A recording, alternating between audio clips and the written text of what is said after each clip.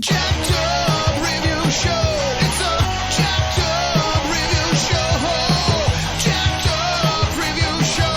It's the Jacked Up Review Show.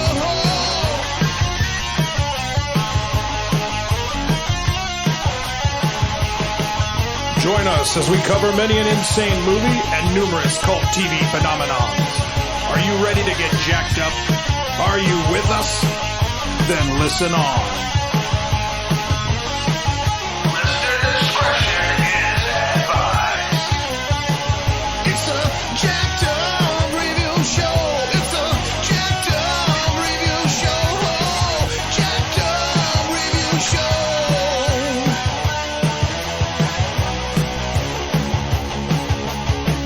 It's a Jacked Up Review Show.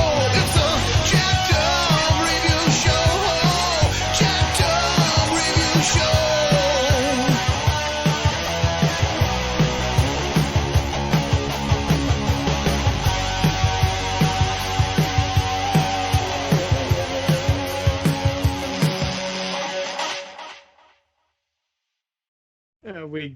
How's the Mark from the Action Elite? What's up, everybody? We got first time appearance by JJ Bruno, another movie buff. Hello, everybody, and remember, this week is Ovaltine Week on the show. I believe you. And next we got David Gherman. Yeah. Hey, what's up? What's up, everybody? He's getting drunk. Yeah.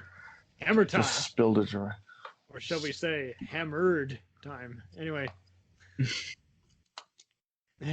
so we decided to, we had already covered a few different actors on here before, their best movies. We did Dolph Lundgren, we did Bruce Campbell, and now it's like, okay, but now we got to really get into it. Is like, we're discussing not only just, well, we'll do some cheating. We'll do plenty of bad movies, good movies, so bad they're good. But the main key indicator is like, we identify this performer, based on what they brought to the role, and and so I'll just start us off. Oh wow, you're drinking some heavy stuff there. And so I'm just gonna circle around. JJ, how did you become familiar with Lou Diamond Phillips's work? I'll start after I let you guys. Basically, when I watched La Bamba, because I'm a big rock and roll fan, and I had seen the Buddy Holly story with Gary Busey. Good parallel. Yeah. Yeah, and there was that David Carradine movie also that he did, where he was playing a classic country rock singer. That was kind of the thing. If you weren't the drive-in guy, the B-movie king, or even just, a scream queen or action star, you're the guy who stars in the music biopic. And so, it was a big career launch for him. So I kept hearing about, I know about Richie Valens and Buddy Holly and the Big Bopper and plane crash, and I heard it all over, and the Don McLean song. Hi, but but when I heard they were doing a movie of it, I was like, okay, let's see who they get for it. And he did a great job of watching the movie. And the one part I love is the when he auditions for the band in the movie, and the guy who's a real dick is like doesn't want to give up his spot to Rick Brown. And but it was like such a good movie to watch, and then that music video, and he shows up in the music video. I was like, okay, this guy. I saw the fun, I was blown away by it. I thought it was a great movie, great role, and then that was it. I was like, okay, let's track of this guy for a while, see what happens. And that's where I got Lou Diamond Phillips. And I watched Young Guns, and I watched Stand and Deliver, and then I just kind of lost track of him. But I'm tonight's gonna be a night where I'm gonna find out more about him and what he did. Absolutely. And alrighty, I will let David go. Okay, sorry. I'll unmute there for a minute. You were making a lot of noise. Sorry, Okay. I kind of skipped over La Bamba because by the time I could have seen the movie, I was so fucking sick of that song. I'm like, I'm not sitting through an hour and a half of that song. So I think the first thing I really ever saw him in was probably Young Guns. Young Guns, and then Young was around Guns that too. He had a lot of great energy. He's one of those actors that I hate because like the older he gets, like I'm looking at a picture of him now, the better looking he gets. He's like one of these guys time. who fucking ages backwards. You know, he's like fucking Dorian Gray. Yeah, by all means, and he was kind of one of the highest, ranked, best known, Latino actors, because not only was he guest starring, having recurring roles on every movie and show, but he was just he had kind of a distinctive voice, which everyone kind of instantly recognized, whether it was a cartoon or a CBS special. But I never really watched. I kind of avoided La Bamba just because I was more of a big Bopper fan. No, that's a perfect segue. So he was definitely one of those. I would see a lot of his movies that were theatrical, as well as he was just the king of appearing in movies that premiered on Showtime and HBO too. They had his number for a while, so I saw a bunch of those and thought he was really awesome at fighting ghosts or playing a cop. And it was cool also because he kind of broke out at just being the ethnic guy. Just seeing him constantly co-star with his buddies, the Estevez and Sheens, Kiefer Sutherland, and C. Thomas Howell. He was just always in movies with some of the Brat Packers, and so and he did do some hysterical just kind of guest spots also. And I didn't really see it, but I know some friend told me that he appears as a TV actor within a TV show on the George Lopez show, where he plays a fictional version of the guy of the title character when he gets his own sitcom. And I was like, that's kind of funny. So he definitely was one of those. I would see him be so intense in all these various awesome dramas. And he was also he got me out of the brainwashing that a lot of people do, which is, if you don't win an Oscar, you're not a good actor. It's like, no, fuck that. There's so many great actors who everybody recognizes. And even if you can't name all their movies, just a consistent working dude who brought it all. And one movie that I would constantly watch because the teachers would put it on as kind of a way to kill time near the end of the year, twice, both in junior high and in high school. I saw the movie Stand and Deliver. Yeah, Great movie. And, that was a great, very inspiring, high school drama with him and Carmen Argenziano and Edward James Olmos. And he perfected the role, just much like with La Bamba, where it's just like you instantly got him as a troublemaker who actually wants to do better halfway through the movie. And it's like, okay, that's cool, because every other high school movie had often been just a silly kind of vigilante movie made in the wake of Death Wish, and here we have a very real, very true reality kind of feeling movie. What does a person who thinks he's going to lose it all after he gets to age 30 do, and to inspire themselves, and especially if they're already bored in school and hanging out with troublesome people. It was great. And I think Stand and Deliver was actually filmed before La Bamba, wasn't it? But released after? Around that same time. And definitely around that, and seeing Young Guns and all the other movies, is like, that's where I realized, okay, so he can do just about everything. He can be the romantic lead, he can be the gunslinger, he can be the Native American, but since he's also mixed, he can also play a Filipino or Latino. He is part Cherokee father's side. Absolutely. And but when we get to his other TV roles, I'll definitely bring up some good ones for you, because he's just always unexpected, and I think that's why people kind of like him. You like to expect the unexpected from him. He kind of broke the mold a little bit. Absolutely. That's definitely the best way to put it. I'm gonna give it to Jonathan Mark, and then we'll dive into his roles. Oh, David's got a cat. I have a cat. Sorry. Go away. He's a big Lou Diamond Phillips fan. Tail right there. But for me, the movie that actually introduced me to him was actually The Big Hit with him and Mark Wahlberg. Right. But that's what really introduced me to him when I was younger. Right. And after that, I decided to try to find some of his movies that I could find, like a La Bamba or Stand and Deliver.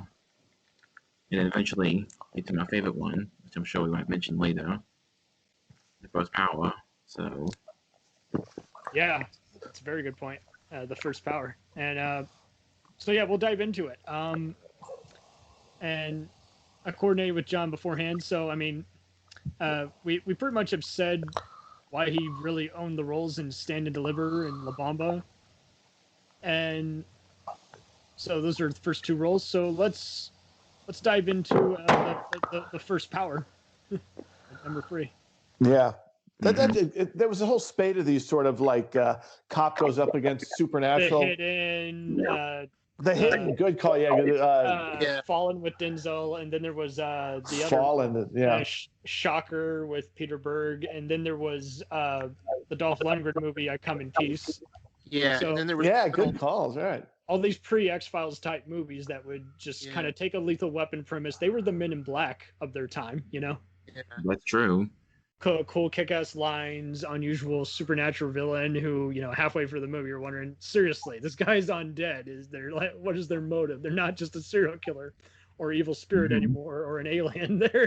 They got some diabolical plan, and the badass cop or FBI agent has to, you know, do something outrageous just to defeat him at the end. And nobody believes him, right? None of his right. Everyone is always arrested him saying, "Take it! I want your badge. I want your gun." Dude, that's my department. You got me, young man. Right. More angry than anyone in Samurai Cop. They're always just saying, "Take it back." Just constantly angry. And the movies will always start or end with just a very violent car chase. Which I'm good with. Yeah, no, I'm not complaining, but it's just always wild how that's when you know you're watching a 90s movie.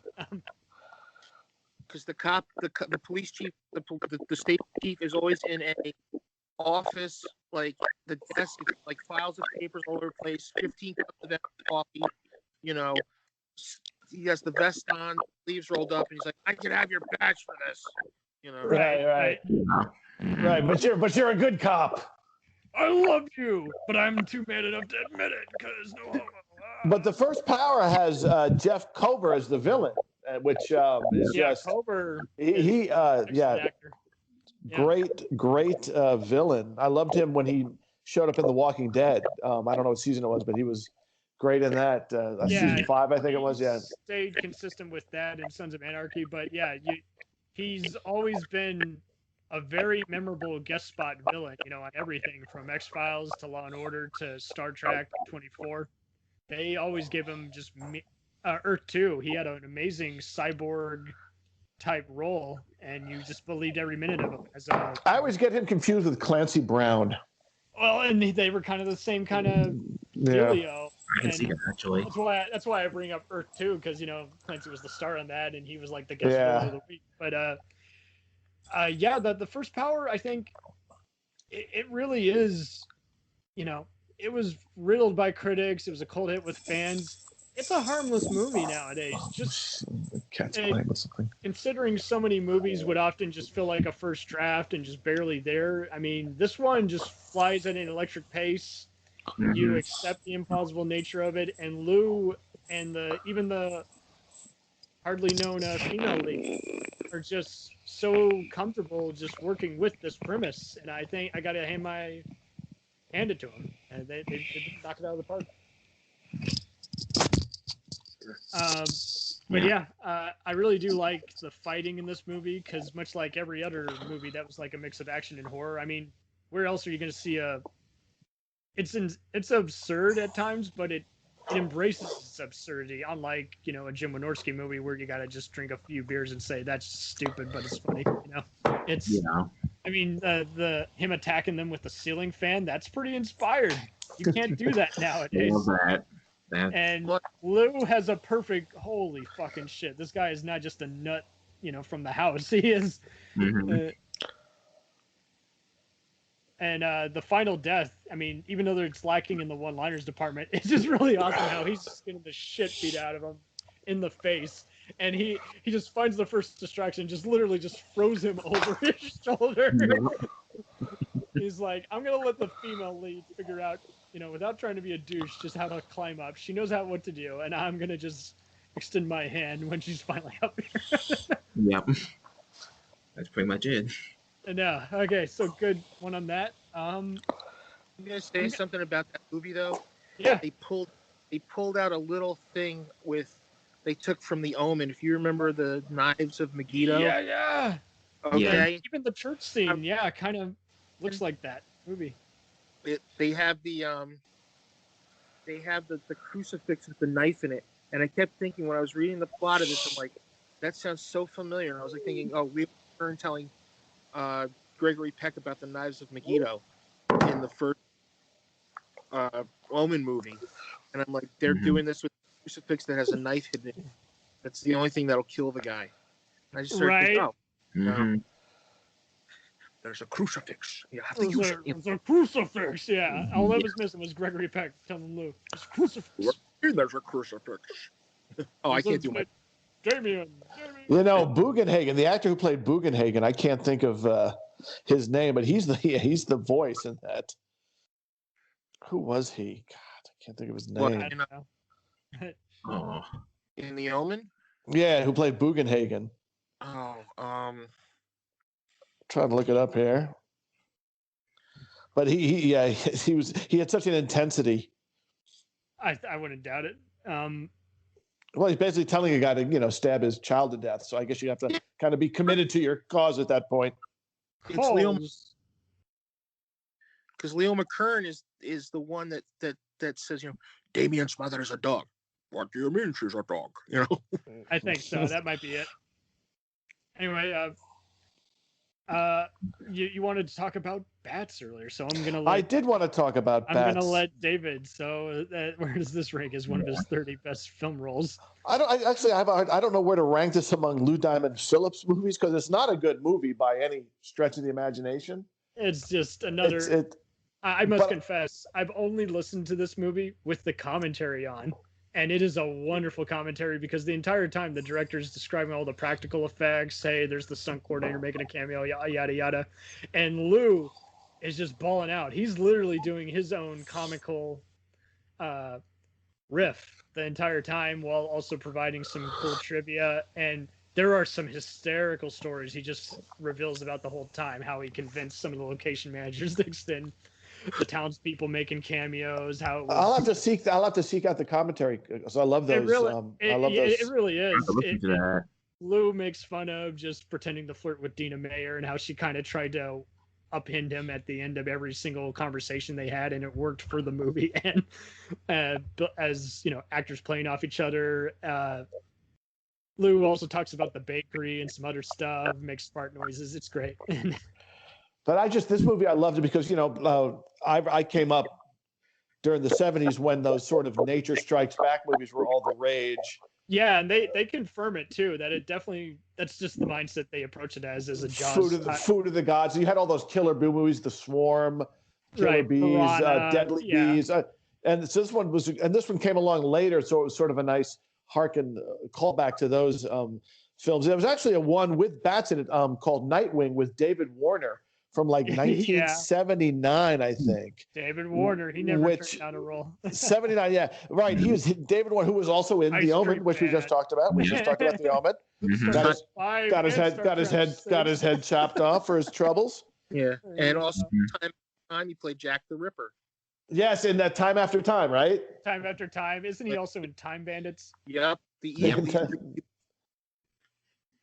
Time After Time is actually an overlooked gem. Yeah. Anyone listening, seek it out. As much as I want to punch Mary Steenburgen in the face in this movie, it's a great movie. Wait, guys, quick trivia note. Who directed Time After Time?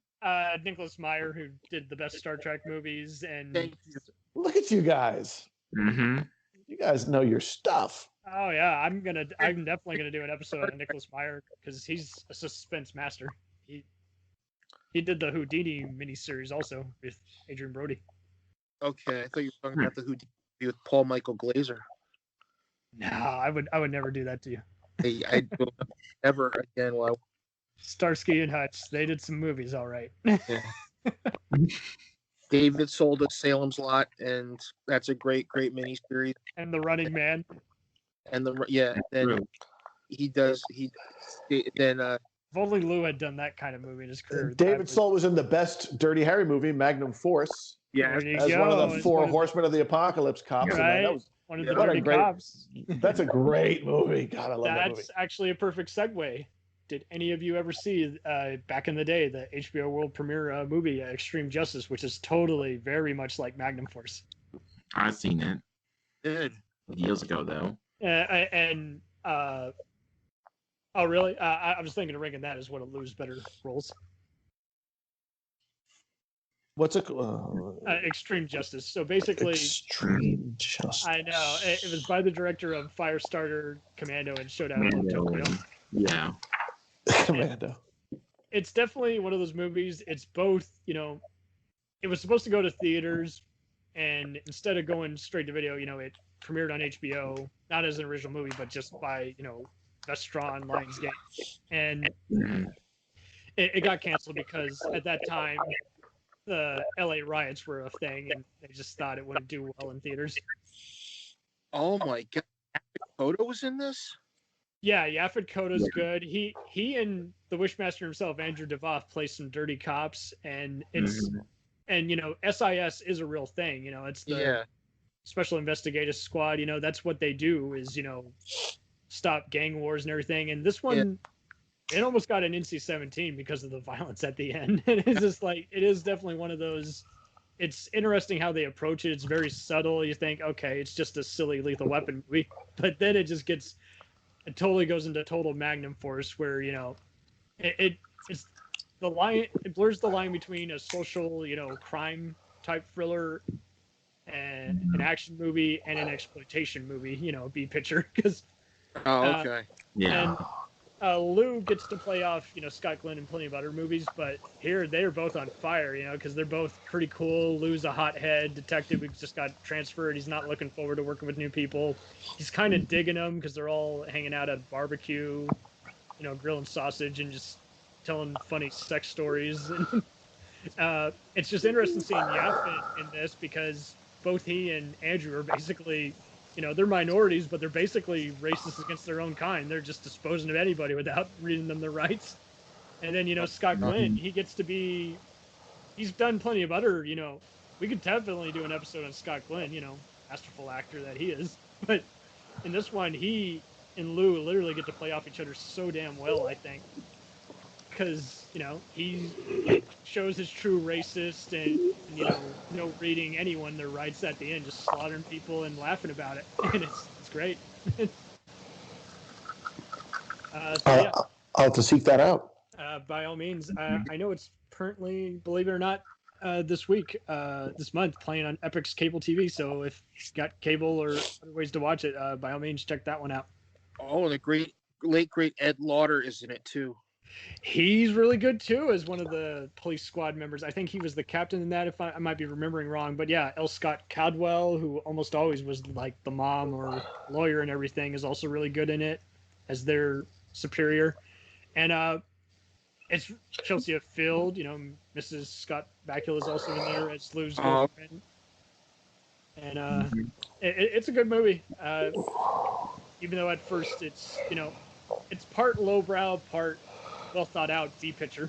So it's interesting to see a mixture like that in these days and age. And so I'll go on to a more recent movie that Lou has done, and that is The 33. Did anyone see this survival movie? Based on an actual story? The 33.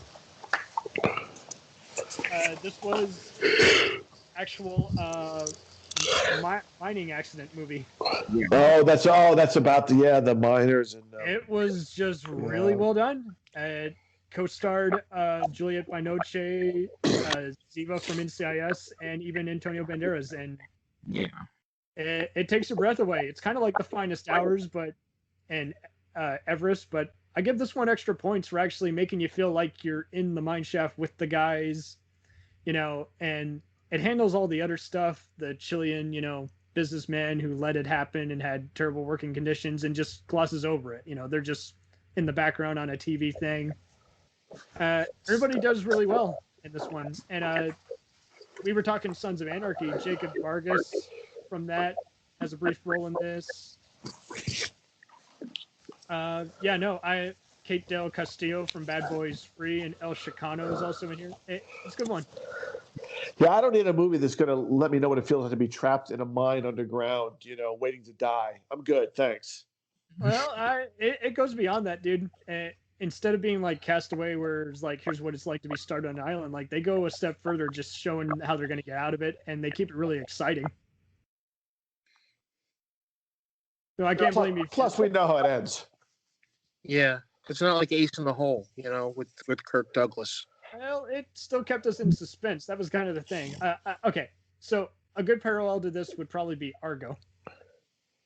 Oh, okay. You know how it's going to end, but getting there is just endlessly fascinating because the filmmakers were inspired in how they interjected the details. Yeah, that's a good call. Yeah, you're exactly right. Or like Street Kings, where instantly, just because we've seen too many movies, LA Confidential, who's really bad, but you don't know where they're connected in the grand pyramid scheme of, who's really the worst of the cops versus, who's the main guy pulling the strings, killing everybody. So it's kind of like that, where everybody, they did. Lou and Banderas are like the main ones you remember from this, not just because of the star power, but because of them getting the most screen time.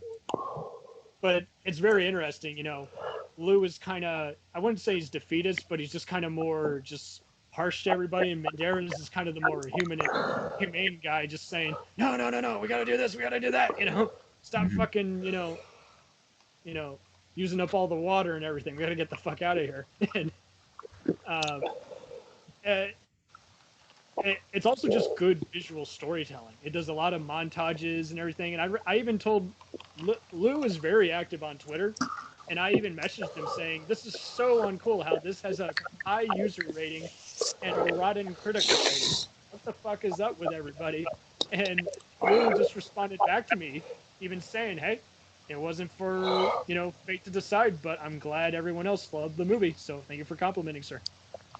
Oh, wow. So, yeah. He is very sarcastic and witty on his Twitter, always posting pictures of him standing on the sofa with at least 5 different pet cats of his. I'll have to follow him. Yeah. And I did a list of his 10 best movies for the Action Elite. I did one for his buddy Kiefer, and he liked it and retweeted it. I remember that. Yeah. But even funnier is just in his, how everyone has a summary on their profile account. He's like, I'm an actor, activist, and guy who likes food. He just is always that kind of gotcha guy. And he definitely does that with Ace here. So on to the next one. I'm going to let Jonathan Mark describe the Tarantino-esque action crime comedy, The Big Hit. Oh, man. I don't know how to describe it. Lou has described this as one of his favorite movie roles ever. I think probably his favorite one, if I remember correctly.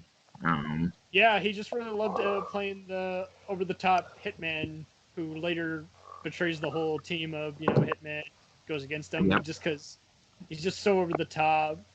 And I'm half and half on the movie. It is a good action comedy. Did any of you see this? This was one of Marky Mark's first movies, too, so it was kind of interesting to see him as an actor there versus now, where he's Mr. Serious, Mm-hmm. Super soldier. Well, he did Ted, so.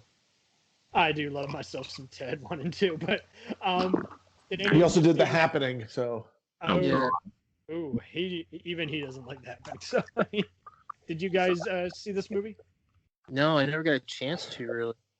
So The Big Hit, it was kind of a big deal. It was just one of many movies where they had, in the wake of John Woo, they were inviting every Asian actor to come over, make a slow motion Tarantino type movie.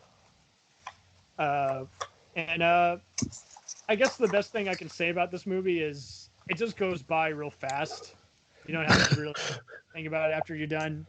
And so whether you like it or hate it, entire cast of that at least is really good at what they do. Bokeem Woodbine's good here as the main guy here. Future Twitter troll Antonio Sabato's in there. Christina Applegate is the love interest. So it's definitely worth it just to see the talents. And if you just want lazy action, It's never a good advertisement for a movie when the best thing you can say about it is, well, it's over pretty quick. Yeah. I know. I'm just It's like going to the dentist. Well, I just say that also just because I know everyone's time is valuable, and I hate a movie less if it's like 70 minutes and I hated it versus 90. Less hate. Although I will say this about the cast, very impressive because you've got Wahlberg, Phillips, Christina Applegate, Avery Brooks, Antonio Sabato Jr., Elliot Gould, Lainey Kazan. That's true. Bab Shimono, who you may know from Gung Ho. He played the Ultra serious guy. It was produced by Wesley Snipes for his company, so there you go. It's an okay movie, and you're either gonna love it or hate it. But Lou is definitely the best part of this whole movie, and I just figured, hey, if we're gonna mention his 30 best roles, and and he's gonna talk about it being one of his best, I can definitely second that. And John Woo was production partner. Yeah, he was like the original guy before they went with someone else, and he went back to his country after a while, after not liking the experience. But I've seen many people say this is one of their favorite Tarantino-inspired knockoffs. So, yeah, I don't really hate it. But Are we going to skip over? Are we going to skip over his performance in Courage Under Fire? No, because that's definitely one of his best roles. It's a great role. It's a great. He's not in the movie a whole lot, but he's so intense in that. He's just this. Yeah. Just this. I can't say, this is like the only movie where if you were to come up to me and give me an argument that, someone could outact Denzel Washington, this is literally the only movie I can fucking think of. Yeah, his intensity was just was intense. Meg Ryan is here and doesn't outact him. Matt Damon is here and he was just beginning, so clearly he unrecognizable. Matt Damon is like, who the hell is that guy? It's Matt Damon. Jesus, he looked like he weighed about $120. Yeah, as the medic with a gun, he talked endlessly about how he lost so much weight while he was doing this on the side while he was getting to learn from Denzel how to be as an actor while he and Affleck were raising up money from their gigs to make Goodwill Hunting the next year and train for Saving Private Ryan the year after that. So it's definitely interesting. This is one of those, before we saw other movies like Rules of Engagement and Basic, where you take a military modern day warfare conflict and you have a Rashomon type concept where there's 3 different, angles of the whole incident and you don't know the truth until the third reveal. This one is one of those, it's pretty easy to figure out, but it keeps you guessing because you also don't know how the actual murderer will act. So we're gonna give some spoilers to a 20-plus-year-old movie because the battle scenes in this are very stellar. The language in it, every war movie had to have, 80s style cursing is really good because it's just very realistic how everyone acts. And Lou, I can't imagine anyone else in this role. Instead, sure, we had Sean Penn in movies like Casualties of War. We've had everyone in Platoon. This one is great in that, he absolutely detests and does not respect his superior officer. But did he or did he not, kill her, during the mishap, failed mission? And it's really, the movie does a good job because sometimes people die different ways in different scenarios, or they die, but they die a different way. And it's really cool because they're not only behind enemy lines, but, it's after a chopper has crashed. And, Lou is great because you don't know if he's thinking of doing a military coup, doing a mutiny, or if he's going to become the next in command. He's got like the giant saw gun. So he has this is definitely, out of all the movies he has done, definitely his highest body count. He caps 30 plus fuckers who are attacking him in the garrison. Yeah, well, his character is sort of the polar opposite of Matt Damon's character. Matt Damon is the one who Matt Damon's character humanizes it. This is wrong. He's been affected by it. He's obviously got he's got an addiction problem because of it. Where Lou Diamond has got absolutely no doubt. He is like the prototypical Marine or Army soldier. No doubt about what he's done. he is right. You know, He's right in the thick of it. Meg Ryan is the bitch who, and he's got no doesn't doubt about really- what he's done. No self reflection at all. Absolutely, yeah. And in the movie, he's very physically intimidating. He's obviously in great shape. He's intense. He's just basically wants to kill Denzel right there in the locker room, and just basically just has to almost restrain himself from doing it. When Denzel goes into total Jag NCIS mode, where he's finally getting his confession, Lou has such contempt for him. Like, you're just a desk jockey. You don't know. They go through a gym at one point, and I'm expecting him to almost clobber him with one of the weights. He's just that, like you say, he's just like, is he a murderer or is he doing that? And then the final outcome, you still don't see coming. And it's also cool. He plays really well here off of Seth Gilliam. And for those who don't know, he's the black soldier who was in Starship Troopers a year later. He's the, I gotta keep killing bugs, sir. He's the one who stays behind with the grenade, the explosive. He was later on awesome shows like Oz and The Wire. Yeah.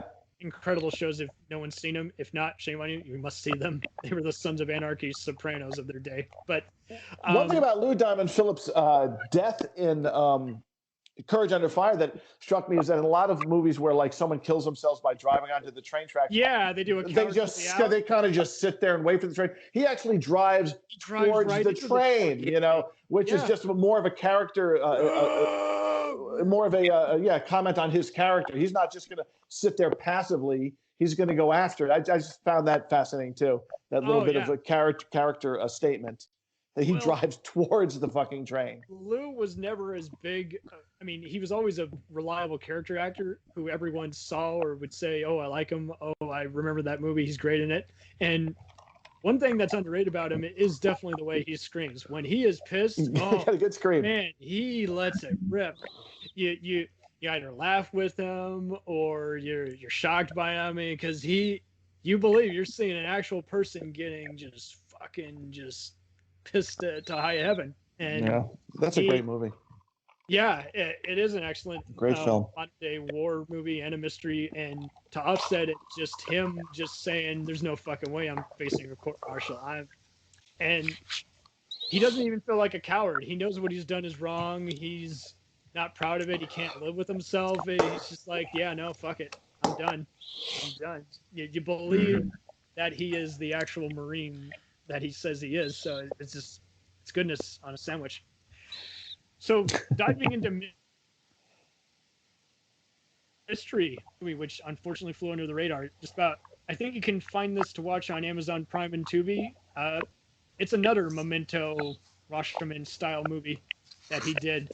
It's called Never Forget, where he wakes up just in the middle of nowhere, a man held hostage by another guy with a gun.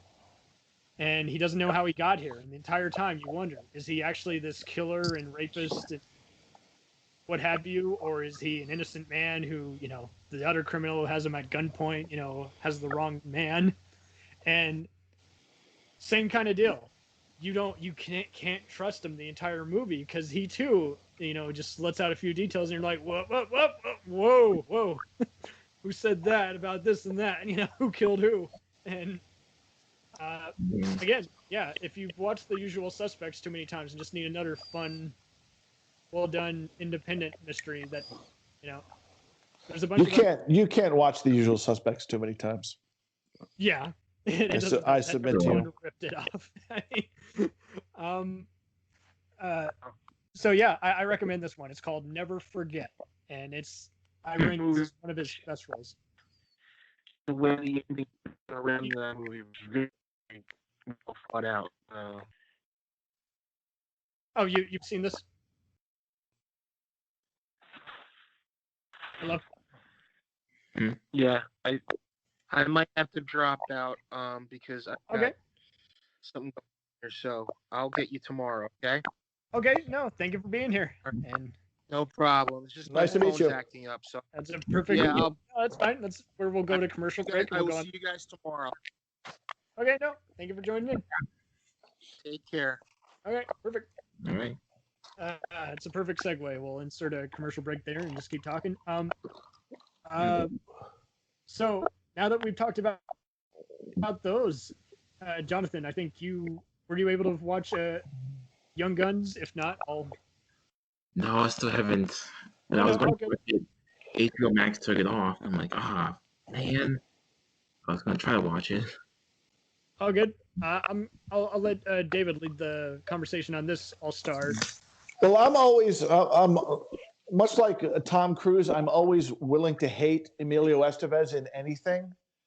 But I really liked Young Guns. I really liked the vibe. Young Guns 2, I don't know. I have to go back and rewatch it. I don't remember I think it being. that's an excellent one because it was one of the few PG-13 movies where it just got that rating naturally. It wasn't because It was a very early, wasn't it? One of the very first ones to get PG-13 when that rating came out.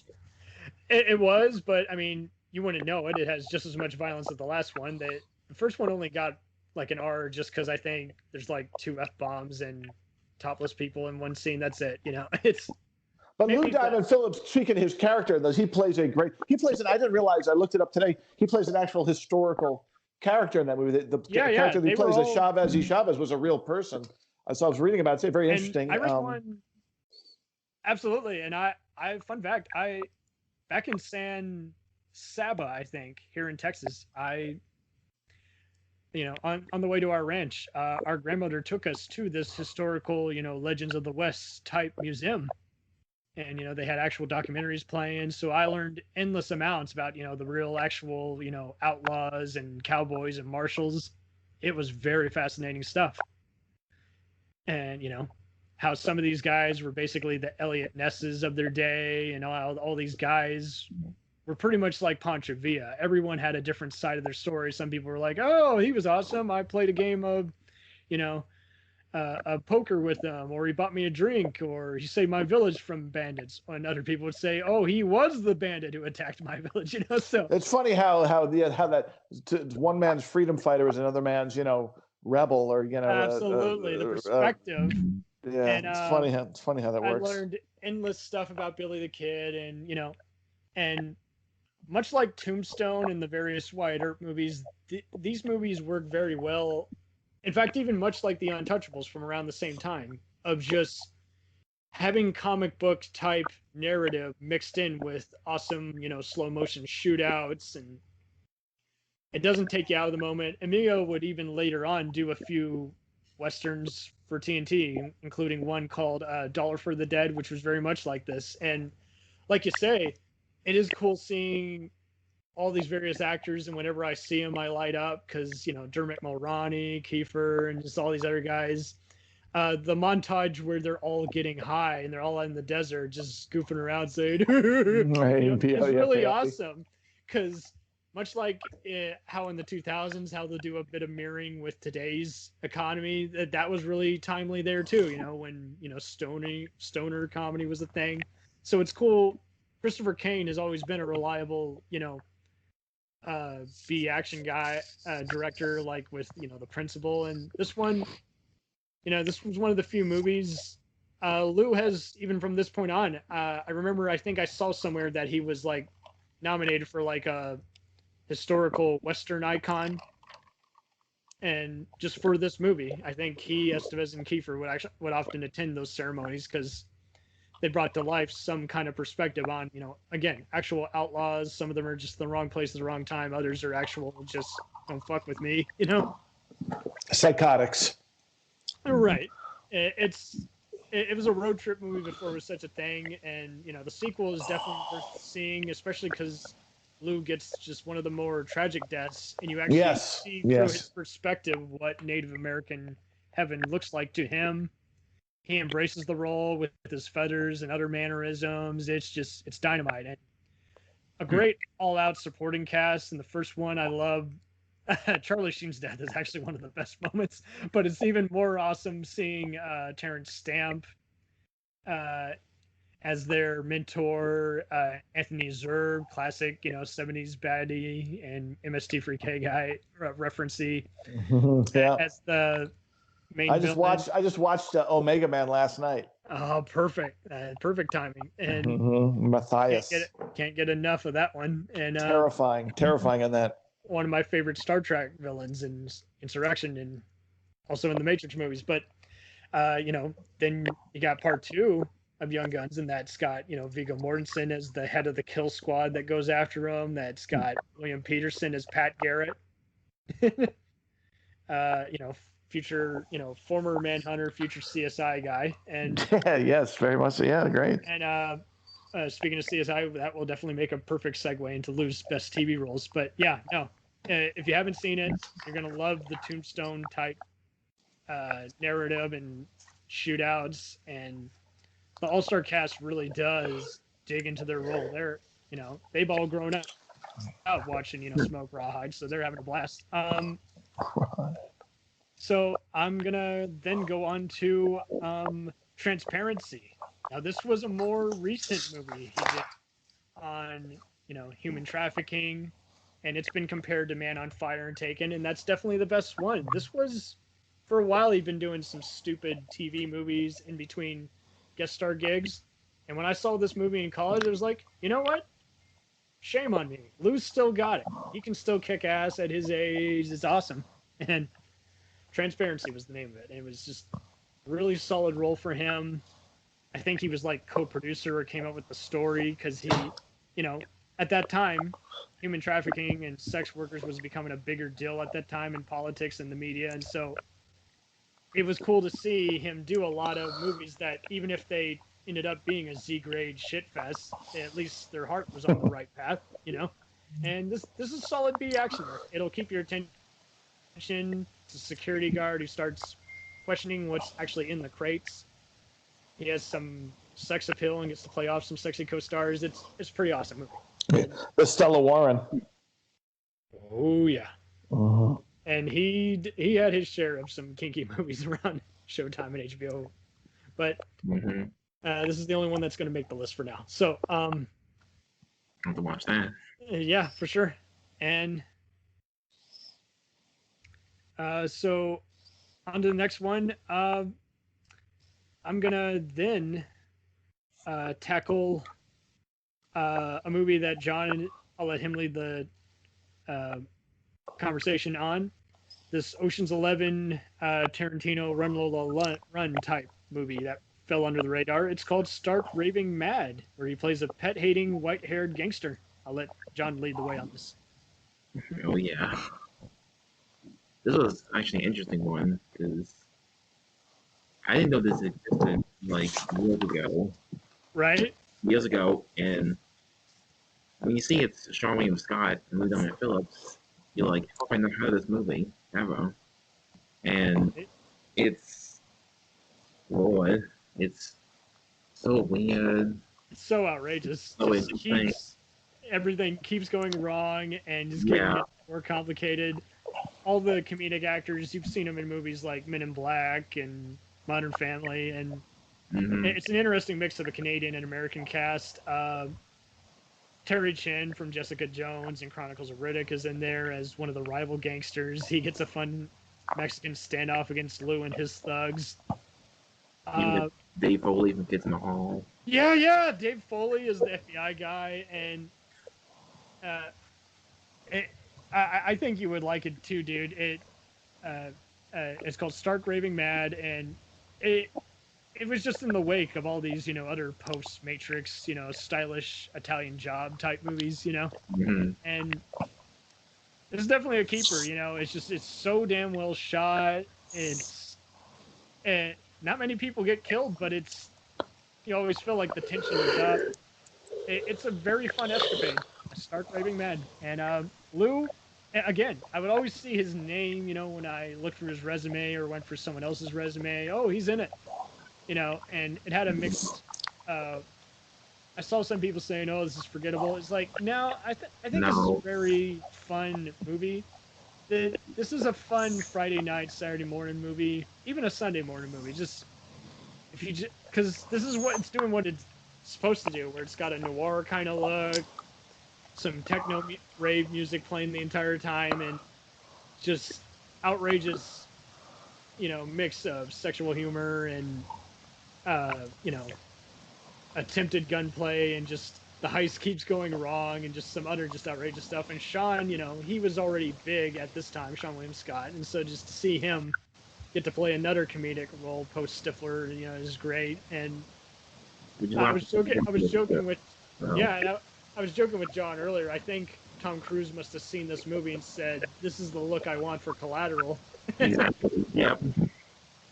And Lou, again, you see I think his name in the opening credits, but again, he's hinted at for the first half of the movie, and you don't see him until the rest of the movie. Yep. And he's just looming over them saying, "When am I gonna get my fucking money? Slice your eye out." And even though he doesn't kill anybody, he might as well because he's just that appropriate menacing. Lou understands. Lou had already been a talented, director at this time, so he knows how to interject just as a whole.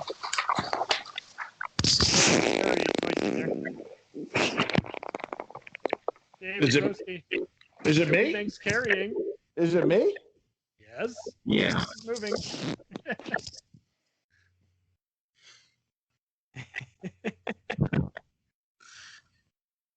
All right. All right. That's a good transition. I don't know why I'm echoing, but okay. No one else hears the echo, do they? I hit echo now. Fuck. Well. I don't know. I always hear this. Anyway, Yeah. so on to the next one. Let's go with another one that he did around the time of his star power was taken off. John, I'll let you detail Renegades for us. Oh yeah, Renegades. That is another one I didn't know existed up until roughly like 5 or 6 years ago. And what made me curious about this is now Breaking up a little there, brother. Oh, can you hear me now? I can, but I'm hearing. Seems like, are you under a bridge or something? Or? No. Oh. No, I'm here. You hear me now? I can still hear you. I'm just. Maybe it's my connection. Yeah, my connection's fine. Okay. David just rejoined. I don't know. So we got a better connection. Okay. So either way, yeah, I'll let you outline Renegades for us. And I was saying, like, when I heard those two together, and then what really surprised me was finding out the director who did The Hidden and On the Street 2, which definitely piqued my interest at the time. And this one, in my opinion, definitely showcased both Lou's and Keith's chemistry with each other throughout. And it was just, what you say, like a typical bunny film, but it doesn't feel too generic like some would be at the time. His Native American aspect that he plays definitely helps. Yeah, that's all. And by this time, he's best buddies with Kiefer, so, the movie's both made while capitalizing on their Young Guns fame, and then taken off of there. It's fun seeing Robert Nepper feature Prison Break and Homeland villain. And probably kind of like the villain, so at least to me. Yeah, the villain doesn't have anything to him. I'm just saying he does pretty good on a rewatch. So we've just about covered all the movies, so I'm gonna cover some of his other TV movie work as well as TV films. I'm gonna go with his guest star role on Chuck. Now, Chuck was very much like Burnt Notice, where there was just always just outrageous spy mayhem, and you would always have a wacky villain of the week with a guest star of both has-beens and current stars. And Lou is no exception here at showing some dynamic as a mansion-owning, partying crime lord. And basically, they infiltrate him, and he's just hamming it up the whole time. He's like, ho, I didn't expect all these bombshells at the party to be spies. what can I do you for? Yeah. Perfect comedic timing. And I'll go on next to the movie Malevolent. This is another. It's a part fugitive, part cat and mouse action movie. Even though there's some sloppily inserted stock footage, it's a rather well configured together movie, and it's cool seeing for Lou. He has enough personification just in his body language and the fact that the killer frames him for what the serial killer is doing, because the serial killer stole his gun. And it's just cool seeing him, act outside the law after being suspended and cleared of corruption, but still without many means. He has good chemistry with stripper Carrie Wuhar. So it's, even though it's a B movie montage of a movie, it's a fun film. I'm not sounding too staticky, am I? No, you're fine. Okay. At least, so I don't know what the fuck's up, but no, we're good there.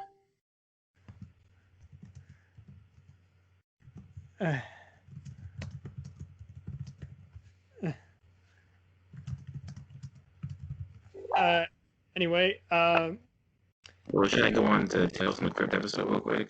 I saw. oh yes, we were gonna mention that. Yeah, Well, might as well. yeah. That's on the list of the. I outlined it based on your notes and mine. So.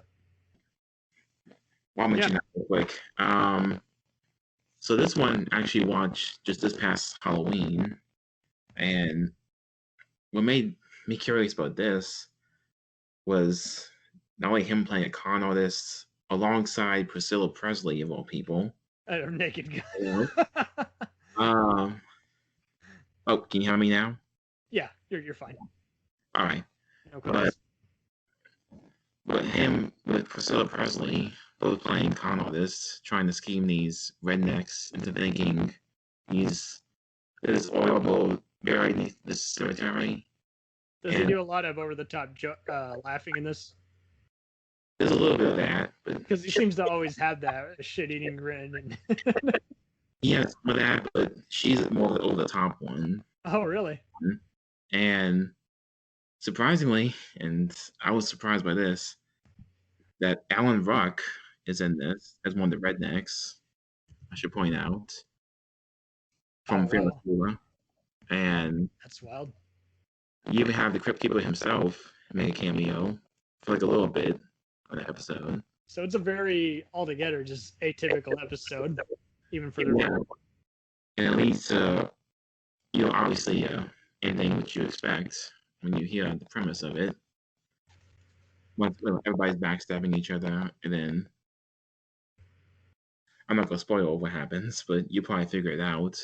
Oh, I've been meaning to rewatch the whole damn thing, so I have not seen this one, so I would look forward to it. It was season 5, I think, if I remember correctly. Oh, nice. But no, that was a pretty decent one, at least. It just was a scene still in roll for him, you thought, and it was just a wacky episode as a whole. It sounds like. Yeah, and he played off Priscilla pretty well, pretty much. So that I did appreciate.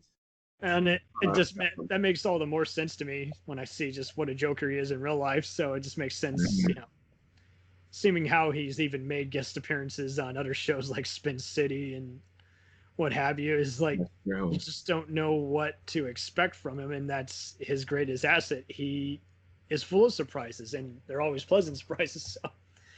So I'll mention two very brief roles, and then I'll move on to another key one that you've probably seen.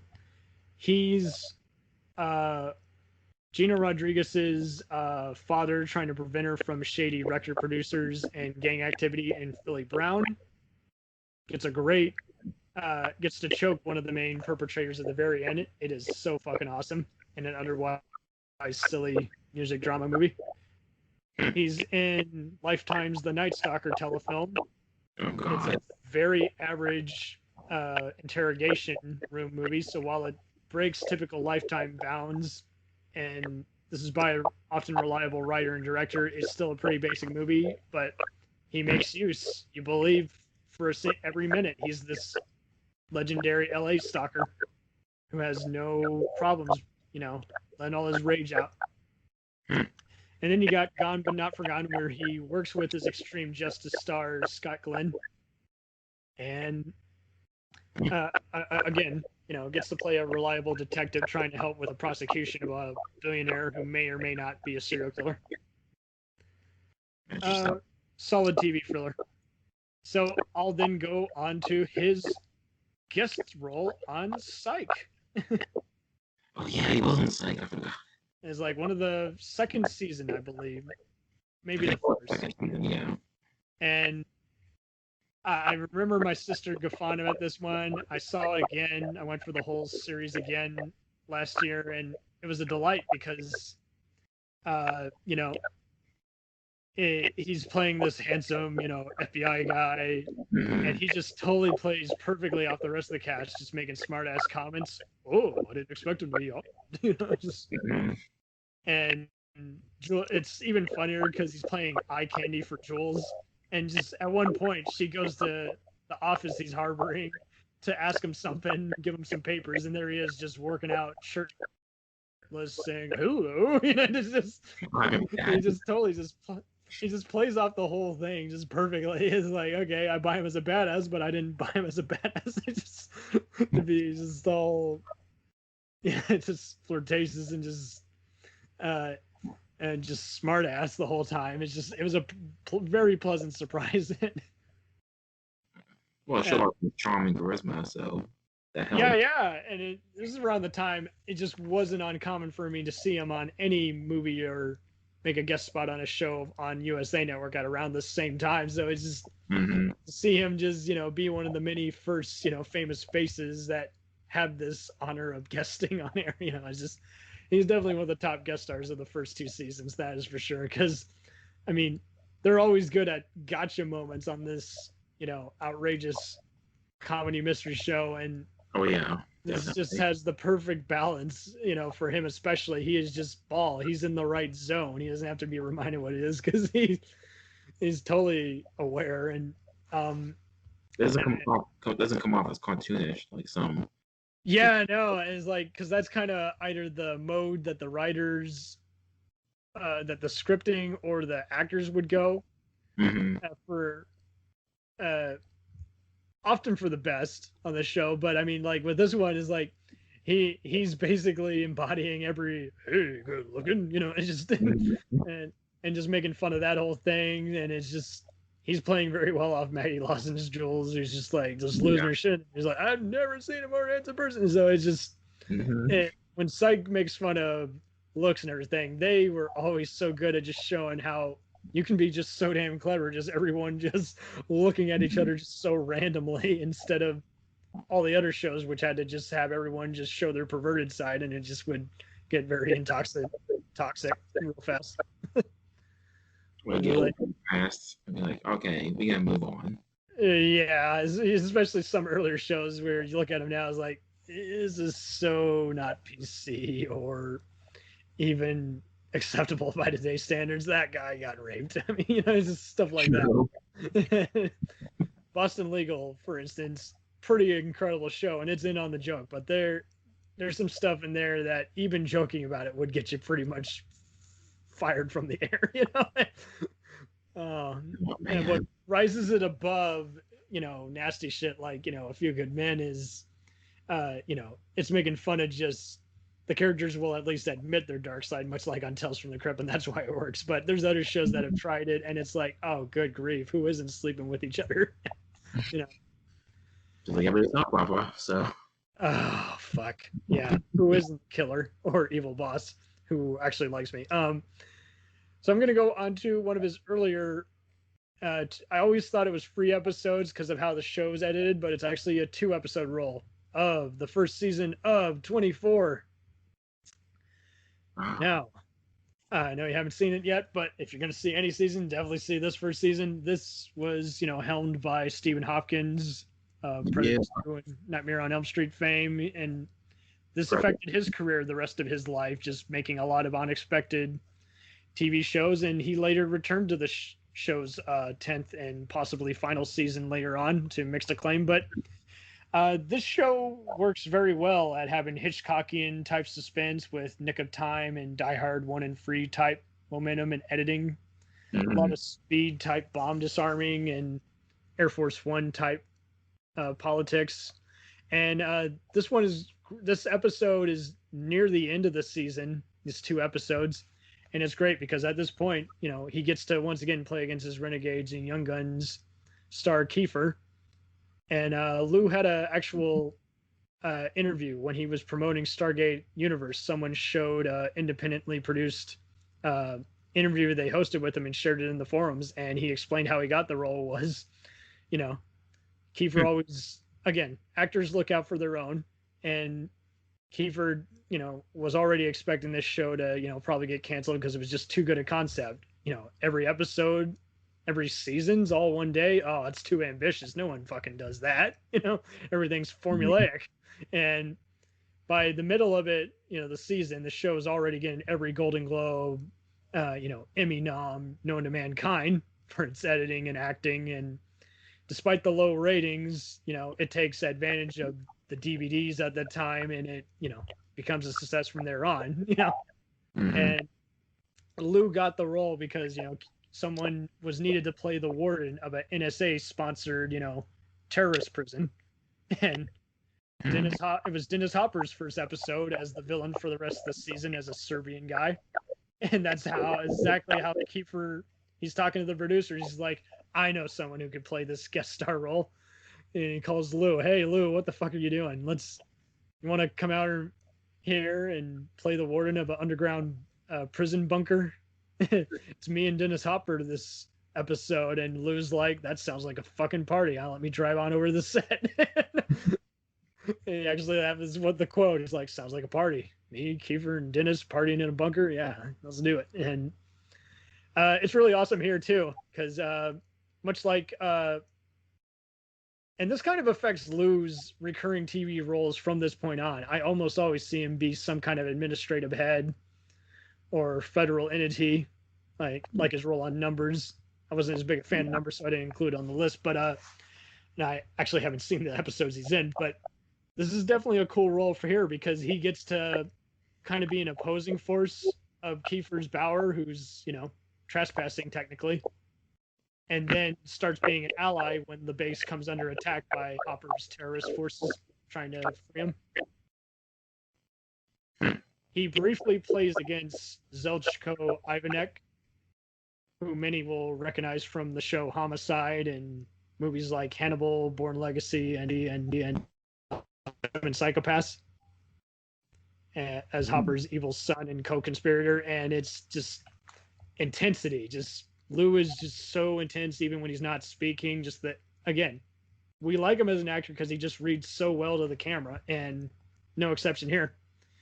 And, you know, seeing this and this episode, just watching the show endless repeat times, I kind of rewatched it more than you rewatched, you know, Burn Notice and your favorite, you know, horror movies. And learning this, you know, I saw, you know, that he was from the same college I went to, you know, UT Arlington in Texas. And so just seeing this, you know, I'm already in college, became familiar with his resume and finally seeing more of what he had to offer as an actor and resume wise. And this was definitely always just stuck out to me. It just was a scene stealing 2 episode recurring role, guest role.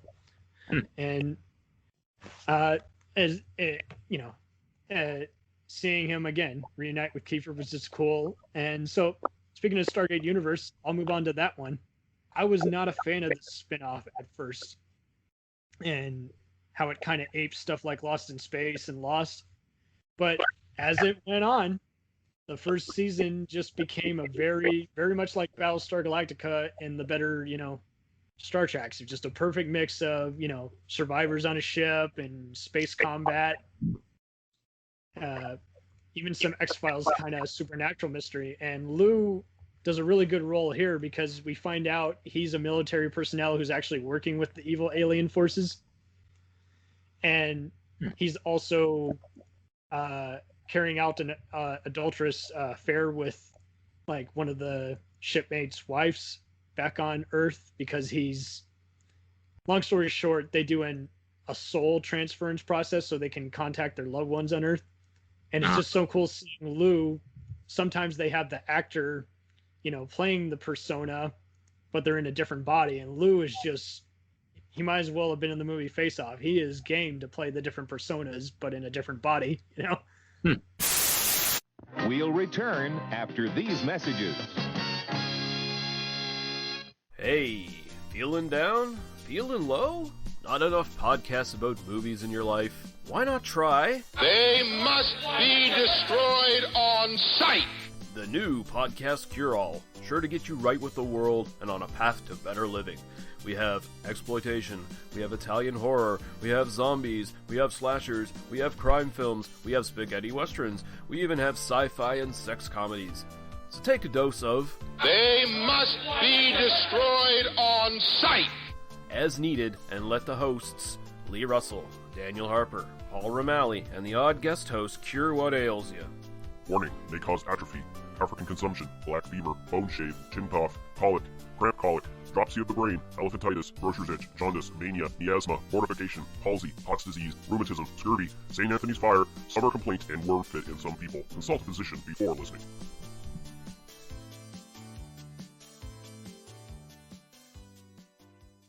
Hey, I heard you like movies. I heard you like to hustle. I heard you like podcasts. Well, guess what? There's a podcast for you out there called The Home Video Hustle. Damn right. Every Friday we talk about whatever movie PJ picks out the bag. What does that mean? Every Wednesday on our YouTube page, I put a bunch of movies in a bag and PJ picks one out at random. And then we just watch it. We talk about it for maybe like an hour, hour and a half, 2 hours, whatever we feel like doing, wherever the conversation leads us. But do we actually talk about the movie? Most of the time.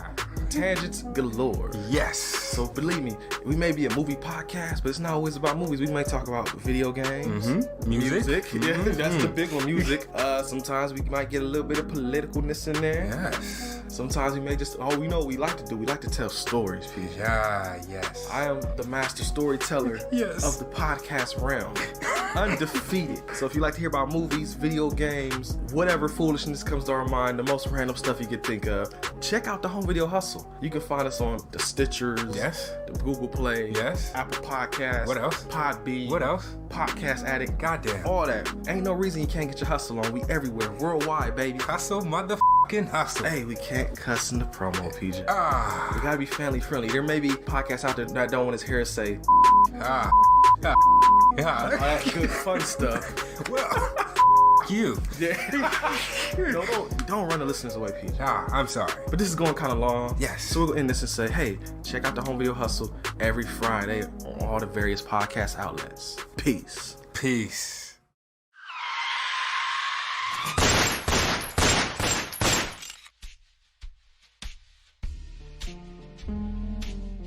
As far back as I can remember, I always wanted to be a gangster. And while Witch didn't make it to the top of the world, he did make the Gangs of Hollywood podcast.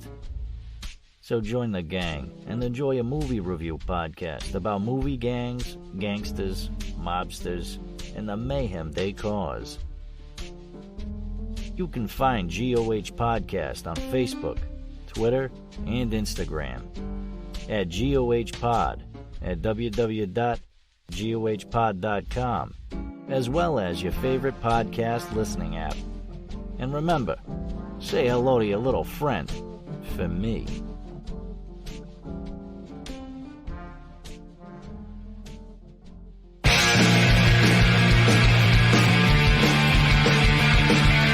If you take two old punk rockers who are past their prime, put them in front of a movie screen and give them a podcast, what do you get?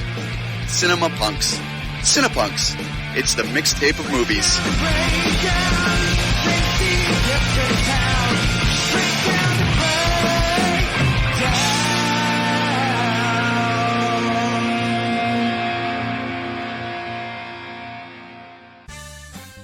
Did you ever see a film at such a young age it left you traumatized with cinematic wounds?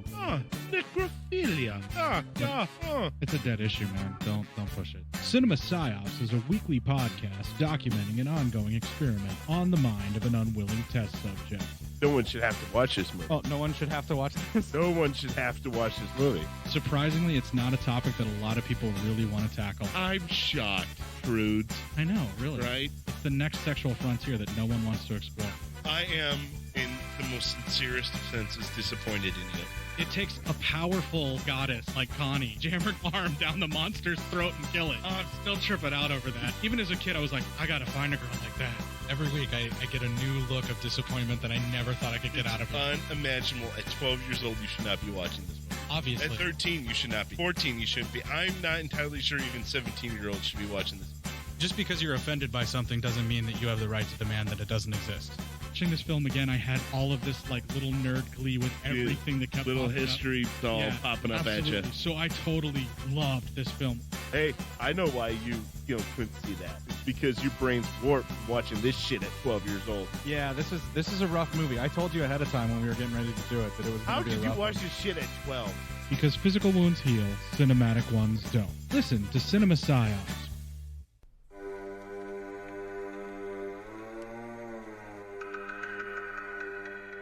Hey everybody, I'm Corey. And I'm Zach, and we're the hosts of Podcasting After Dark, a cast dedicated to late-night horror and sci-fi of the 80s and 90s, often found on HBO and Cinemax. You know, the movies your parents didn't want you watching as a kid. You can find us every other week on Apple Podcasts, Spotify, Podbean, and Stitcher. This is what you want. This is what you get.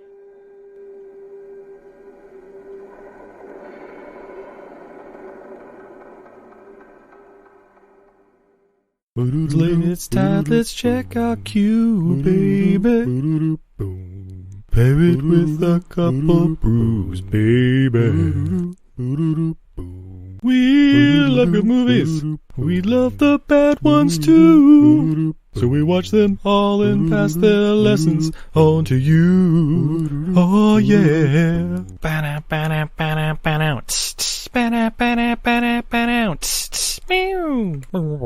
Everything I learned from movies helps to make life a little bit groovy. With a one-liner plot holes and gratuitous movies. It's time to get busy with your friend Steve and Izzy at eilfm.podbean.com. Welcome to Who Was She podcast. I am your host, Tara Jabari. After a decade working in documentaries, marketing, and all things digital media, I found that podcasting is a strong medium to share stories. After years of producing for others, I decided to start my own biographical podcast. Who Was She will focus on the life of a woman throughout Baha'i history. The first season is about Lydia Zamenhof. Lydia's story explores the subjects of the power of language and faith. Her father invented the universal language Esperanto, and she came from a Jewish family and became a Baha'i.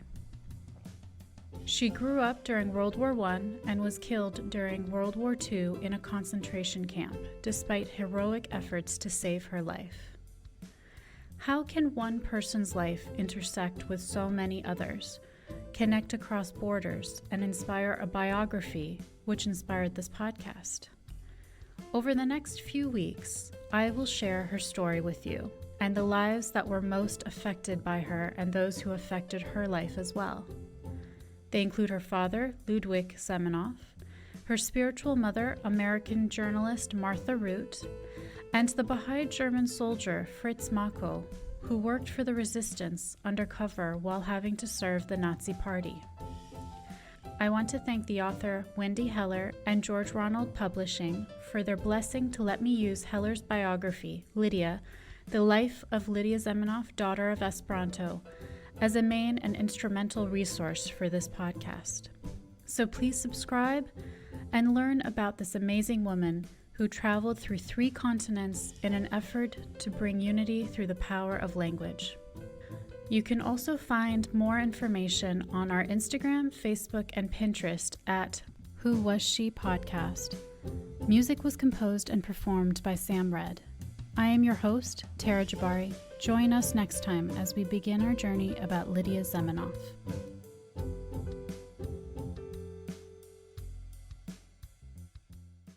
Hi, everybody. It's Mac Jackson. I wanted to invite you to a new site called the Forever Adventure Network. This website has everything: pictures, videos, blogs. There's original music by Harmony Constant, 2 podcasts. One is the MacGyver podcast, where we celebrate Richard Dean Anderson, his iconic roles, and how it's influenced our lives. There's episode discussions, interviews, and life conversations. The second podcast is the Never Gets Old podcast, where we celebrate all the best things that we love in life, from TV, movies, music, and comics. The site is also the home for the MacGyver SG-1 audio series, an ongoing adventure series that continues the adventures of MacGyver and SG-1. There are also multiple stores to choose from for all of your pop culture and adventure needs. Come on by and check us out today. And thanks for joining the adventure. Are you sick of the same old stale podcasts? Well, then join Vanessa and Darren as they dissect movies of all kinds. The 2 lifelong cinema lovers bring their favorites, curiosities, and first-time watches to the operating table and inject them with a healthy dose of snark. Then there's the waiting room, where they examine books and short stories. So just look for them on Apple Podcasts and where fine podcasts are available. They're part of the Legion Podcast Network. Follow them on Twitter at VD Clinic Pod. Join them on Facebook at facebook.com/groups/VD Clinic Pod. Or email them at vdclinicpod@gmail.com. They're ready to cure what ails you. And still, they just might be a little contagious. We now continue with our program. Because that's showing what the character sees versus, sometimes they cheat and they go back to, when it's separate shots, it's you see the actor playing the person. Yeah. Lou was just so game. You just knew instantly the minute he had his glasses on and was going through the, military prison windows that he's harboring something. Mm-hmm. And what his secret holds, he totally does a total spin on that, and you gain some sympathy from him. So great job casting on here. He plays perfectly off of Robert Carl, the full Monty fame, and Richard Dean Anderson, TV legend, with every installment of the sci-fi action saga. So then I'll go on to a similar one that he did around a few years earlier. That was a Sci-Fi Channel miniseries. Now, before you get turned off, this was a big 3-parter event. It had an unusual cast that included Catherine Bell and Bruce Davison and Eric Stoltz. And I didn't have much faith in it because they were like, from the producer of X-Men and Independence Day, And before you say Roland Emmerich, it was actually, Dean Devlin, who seems to have had a more illustrious career. And, Bryan Singer was just the producer. It was directed by Craig R. Baxley, who prior to that was the second unit director and stunt coordinator on movies like Predator and the A-Team and, for other shows. And this was he had already was kind of Stephen King's go-to guy for doing epic miniseries like, not the Final Storm. Red. Yeah, he did Rose Red, but the Storm of the Century was the main big one. And that he injects a lot of the same kind of emotion, and it's cool. He already kind of had minor horror, minor fantasy elements in that supernatural drama. But with this, he does that plus, adds action. He does so many great visual cues, perfect staging, and it's a great supernatural mystery, and it manages to be pretty gritty. And it's into action with Action Jackson, I Come in Peace, and Stone Cold. So. Absolutely, this is pretty much his X-Files free episode event. You can find this pretty easy to watch. I rewatched it a few years ago, back when El Rey Network was still on. It got taken off the air this year, but you can still stream it, I think, for free on Amazon Prime, probably Tubi, and it's an easy to get into thing, and it just was so cool. I missed this part of the 2000s that didn't always transition to today's era, where you had a supernatural miniseries or TV show. And by supernatural, I don't mean the TV show, but I mean definitely stuff similar to that, where you had a Twin Peaks or X-Files type thing, and there's an all-star cast of unknowns and well-knowns, just all playing against type. Like, there was The Gates, which I never saw when it was on the air, for instance, but it had, I finally saw it because, I was a fan of actors like Marisol Nichols and Frank Grillo and Rona Mitra, and it turned out to be a pretty cool miniseries event. But again, it's like the networks don't know how to advertise these, or they show one of the lesser visual effects shots in the trailer when there's other better, superior visual effects shots. This one, it's a lot of in your head kind of stuff, so it does a real good job of psychological stuff. And Lou is very cool in this because he's drawing again on his experience playing all these federal agents, soldiers, and with this he plays a jarhead who is trying to come to terms with the death of his wife, almost endangering his kid, and just haunted, and at multiple times you don't know if he's going to commit suicide or not. And Craig definitely knows how to shoot him here, film him here in this whole action sci-fi mystery. And the Triangle. It was a great event, and Lou was one of the first names on the thing, and he did so good on it. And I remember when I re-saw it a few years back, I told my uncle about it. He's like, I saw that when it was first on the air. That was a great one. Wrapped up nicely. Perfect package. Great summer escapade. Yeah. So, absolutely, the Triangle. It's definitely underrated. I mean, Sci-Fi Channel did some better acclaimed, mini-series and TV show events, but, this one definitely gets overlooked even in the post-Battlestar Galactica Stargate era. So, I'm throwing it on there. So, on to the next one. Another two-part to be continued, in this case, in this show. It was around the season. Let me look up. It was either season 5 or 6, but probably not season 6. I would remember, but it was just mind blowing. This two-parter of NCIS New Orleans. We were a little puzzled by his appearance in this one because he looked like he gained a little bit of weight. But then, I saw him guest star in all these other things afterwards, and that wasn't the case. So, I mean, for this one, I think it was just the uniform made him look a little chubby. But this is a really cool season 4 Stuntmate. And this show endlessly, if you don't have CBS All Access, you can watch all the episodes. They're, nonstop on TNT right now. They're in the syndication mode. Oh yeah. I dug this show because unlike LA, where it was just a very schlocky Miami Vice 24 knockoff, instead of Miami Vice territory, this is kind of cool because it's very much, it does a bunch of crossover episodes with the original NCIS, and nowadays, it's filmed on actual location on New Orleans, so. Yep, I know that.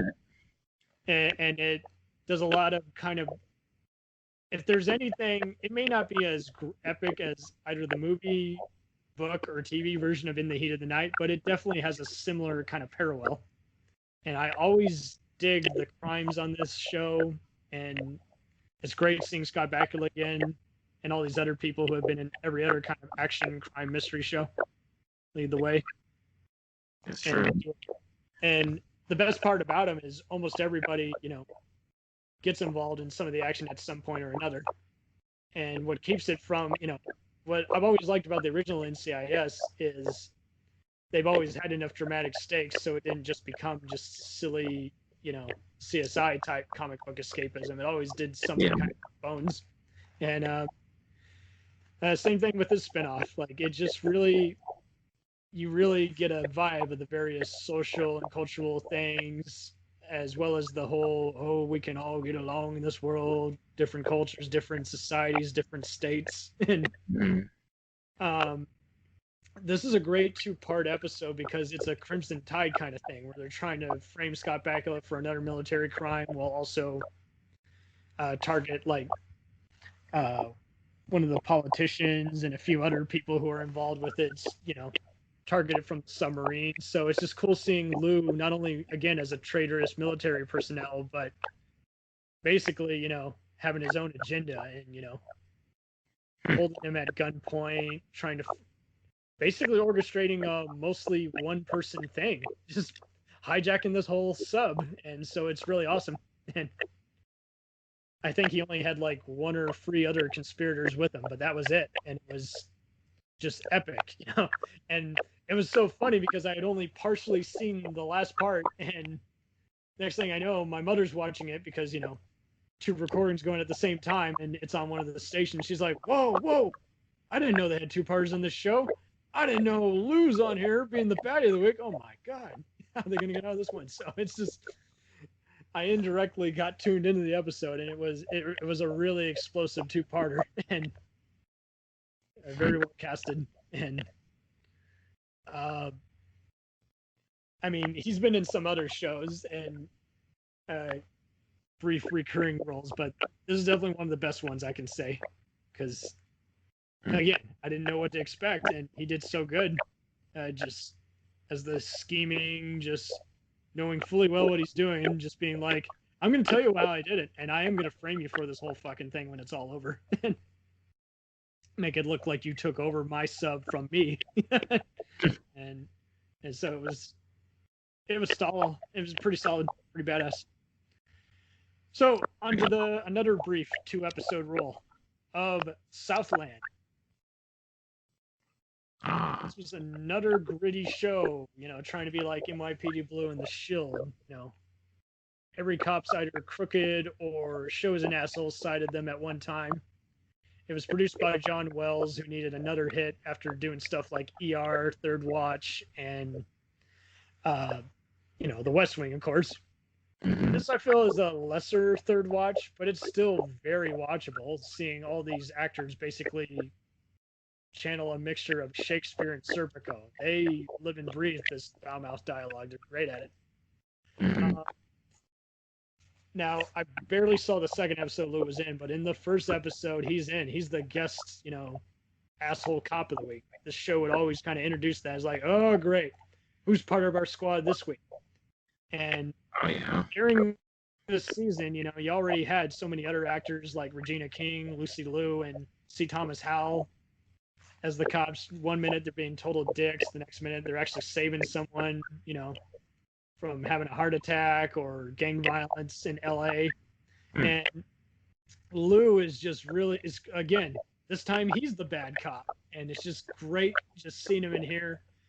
They're at a place where there's a bunch of minorities. The black guy's literally, succumbing to his gunshot wounds. The guys give him like a breathing pump. And he literally tosses it to the good cops on the squad. And he's just like, you want to give that fucker air? You give it to him. I'm not giving him that. And, this is all full uncut language,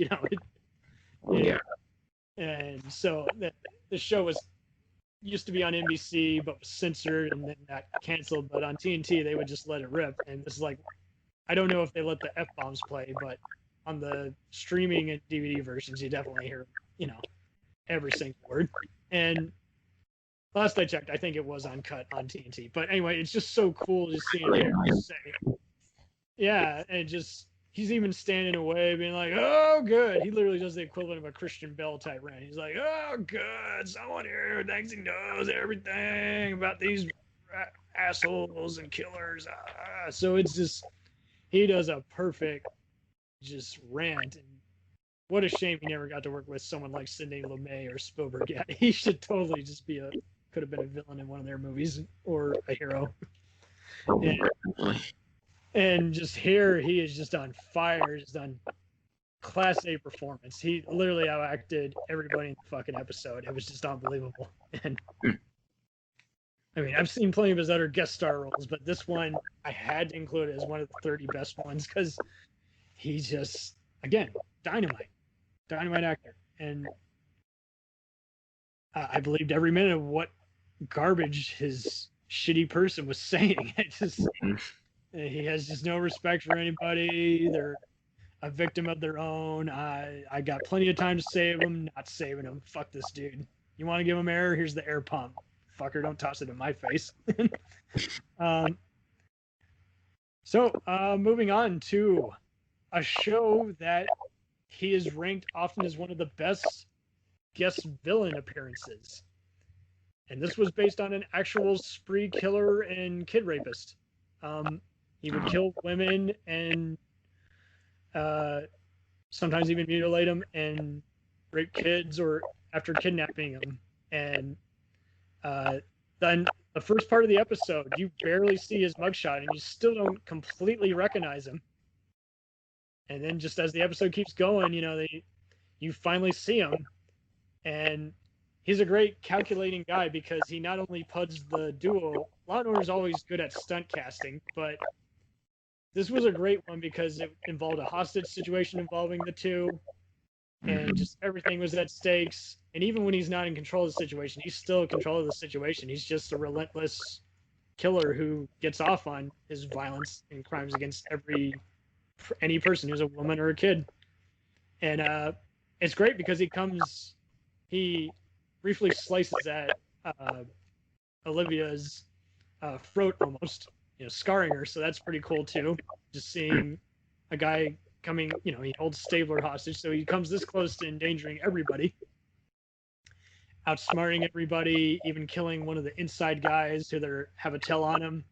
You're unable to predict his mood because he's basically, out of all the psychopaths on the show, this was a great psycho created role in that he almost definitely on par with the Criminal Minds type villains of the week, where he literally just soaks in all the fear in the room and makes himself, more scary as it goes on,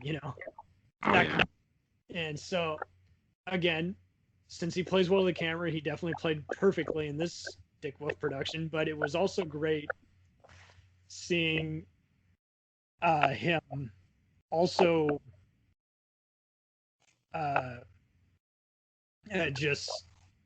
tackle, for lack of a better word, just a guy just saying, "Oh, you think you got it all figured out? I still got the gun. I still got the knife.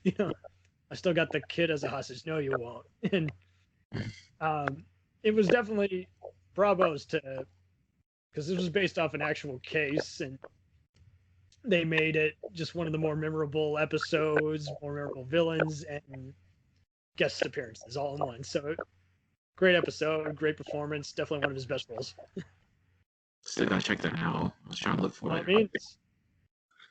So I will wrap up his 30 best roles with a show that definitely reignited not only the TV part of his career, but helped him get even more award nominations, kept reminding everyone, hey, Lou's still a thing.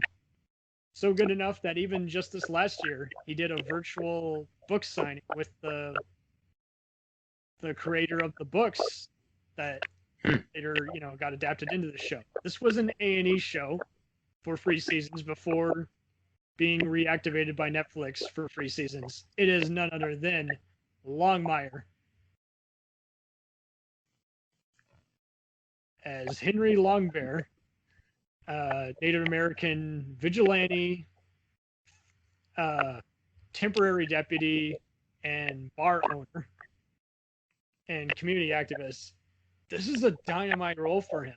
Such a deep role, such an unrecognizable role. 1 minute joking, next minute just very serious. And his character was so good because he does so much stuff that's outside the law, and he ends up lying a few different times to protect his friends that he loves, or do a favor for him just to get rid of other people who just if you let them go, they're just not going to get prosecuted or even die in prison. And his character has so much struggles, but he was just always a perplexed and a great, there's 3 main storylines going, and you always look forward to his story out of all of them because, this had a lot of the same writers as the closer and major crimes. And, so a lot of that. And what was great about this is it just, again, it's like Justified, except with less, neo-Nazis and just more just Native American crime disruptions. It made us start out of Robert Taylor, who later got to be in movies, and Katie Sackhoff from The Mandalorian and Battlestar Galactica, and is perfect here, as the Deputy Vic. And it's an all-out dynamite show, and I'm so glad that it's one of the few shows that virtually most have actually seen at one point or another. Even people who don't like Westerns or cop shows, they've seen it just because it just has that digestive of a storyline. Even people who had read the books, even one of my aunts in California, in San Francisco, who, despite liking Lord of the Rings books and other stuff, she does not like, any of that autopsy stuff or any crime stuff. She loved this. It just was she loved the whole characterization of everybody in this small town, Wyoming, and it's basically up there with all the other American shows. There's enough action for the guys, enough romance for the gals, enough crime stuff for the whodunit mystery crowd, and again, the social culture of it elevates it more, even when there's not any Native Americans discussed. From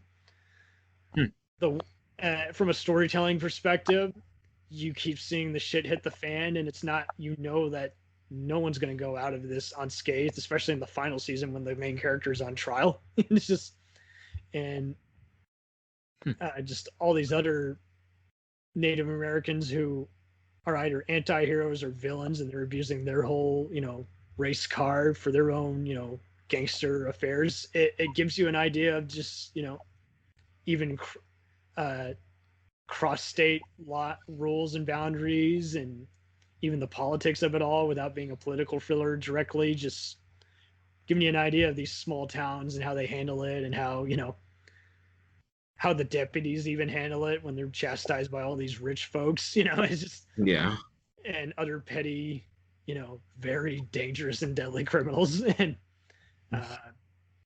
Lou got to act off of not only these actors I mentioned, but other people like A. Martinez and Peter Stormare, that's right, from Armageddon, Prison Break, and I didn't know he was on there.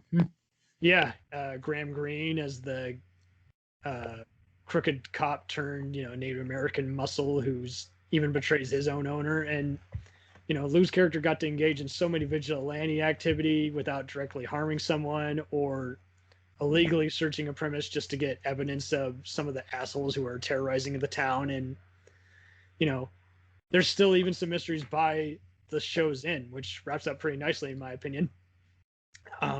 Although I still would like a 7th season. There's still secrets that the character's going to take to their grave. They'll never truly know about them. And it just all the other actors, it didn't even, they casted other people who weren't typically in, a Last of the Mohicans type movies or show. So to see him in this was just an honor. And I definitely know, I can't cite it, but from what I've seen, it seems like it definitely introduced people who, if they didn't directly know Lou Diamond, other than, for Young Guns and La Bamba, then they definitely know him from this too. And it was a good career reigniter again, as well as just another excellent role in his never-ending resume. And with that, I will then move on to his final TV show, his current TV show role, as a matter of fact, and that is Prodigal Son. Unexpectedly renewed for a second season that it's now in by Fox, despite Corona interruptions. This show is just dynamite. It's very much like a reverse Criminal Minds, kind of similar to Dexter. And Lou gets to play a high-ranking NYPD lieutenant who asks the help of a son of a serial killer who's also a crime profiler to help crack the codes on these various, copycat killers. Mm-hmm. The show is just dynamite from beginning to end. If you're out of NYPD Blue reruns to watch and you just need, again, you've seen all of Bones and you just need some other kind of lie-to-me type show, this is great stuff. Now, I don't agree with every episode and how it flows, but it definitely doesn't play it safe or go for a simple, who's the killer. Each day, step of the way, you want to know if the main kid is just, going to find out the secrets about his menacing dad who's, causing some indirect stuff from afar. And season 1, we were left on a cliffhanger where we didn't know if Lou Diamond Phillips was going to survive or not when he was attacked by another spree killer who, newsflash, was played by surprise guest star Dermot Mulroney, his Young Guns co-star. So, and the whole show was often very violent without directly being gory. And that was I was surprised that attack, much like anything on Criminal Minds, I was surprised that gory attack, even the killer's death scene, got on the air. I was so surprised. But yeah, Prodigal Son, and it's now in its second season. I just got to catch up. It was so cool for Lou to be on here. I mean, he already was in the trailer without saying anything, but here he is, just a bearded lieutenant, and it was just so cool to, after seeing him kind of wasted on roles like Brooklyn Nine-Nine and Blue Bloods, and even silly stuff that was below his level like Hawaii Five-0. Here it was a role he was so invested in because he's also basically the caretaker of the son who was assigned by the mom, and the kid doesn't find out who midway until the rest of the season that, you're basically my guardian. There's a reason you assigned me. He was always there for Ma. If you need some, again, serial killer action, mystery, and other terrorizing, please watch the show and be blown away by every time Lou enters a scene, and just totally, in many ways, he gets a lot to do because he restructures the whole premise of each episode too. So that's cool. So we pretty much covered all 30 roles of him. So I'm going to go with honorable mentions. Yeah. I have not seen this stage play, but I am told he did a good job of it on none other than the stage play version of A Few Good Men. And he was apparently in the Tom Cruise role as the prosecuting military aide. So there you go. I think he played against Stephen Lang or somebody. So there you go. When he went to Broadway, he was one of the guys who was there. I will mention the movie A Better Way to Die. This was another one of those movies that went to theaters in some countries, went to video in others. This one in the US, it premiered on HBO and then, hit the video store shelves. I would see it on occasion playing on, believe it or not, even the Spanish channel. I would just see it play on those kinds of stations, even HD Net and Stars. It's a good movie. At first, it goes kind of all Tarantino-ish. Second time I've mentioned that, but I've seen people compare it to that, and I can't blame it. And the rest of the time, it's just an unexpected kind of atypical revenge movie, but it's a lot of fun. I'll tell you that. Yeah, and definitely as a combo. I will mention the Training Day TV show, which, no pun intended, I think is criminally underrated, not only for making a star out of Justin Cornwell, but also for not only being Bill Paxton's final role, but him carrying a very incredible show. As a former member of Alonzo, Denzel Washington's character's Vice Squad, and it was produced by Antoine Fuqua, Bruckheimer, and Danny Cannon, and it was actually well wrapped up at 13 episodes, and I loved how it expanded that its own world while also being another atypical noirish, action crime escapade. And there was plenty of crime lords, some which even got more than 2 episodes, like Joaquin de Almeida's anti-hero crime guy helping out the team. And he's like basically he's a crime trader who helps them take down another crime cartel. Lou Diamond Phillips was just one of the many guest villains of the week on this show, and it was cool seeing him again, much like in Stark Raving Mad, just be another guy in a suit, who's got all these cronies surrounding the guy. And he gets a cold takedown too and everything. As a final role that I'll wrap this up here, and as a final honorable mention, one of my favorite, the show is hit and miss, but is altogether another Serpico 24 Shield type show, and also a final role of another beloved actor. And another A&E show that was killed before its time, but they couldn't help it on this one. Out of all the bad decisions that network made, it was The Beast. Oh, the Patrick Swayze one. Yes. It made a star out of Vikings actor Travis, not Bickle. I forget his name, but there was always a guest person of the week, and much like The Cleaner with Benjamin Bratt, I loved how both these shows, I would watch them after school. I'd come home from high school and I'd watch this show and record it, and it was definitely made by people who love the genre. They would always just have someone try, kind of like The Equalizer, just trying to get out of a bind or complicated relationship with everything and everyone and every kind of conflict.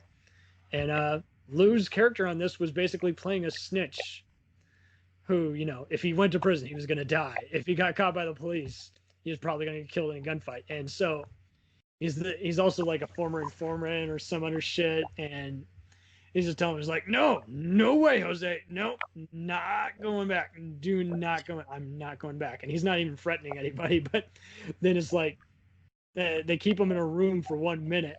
And,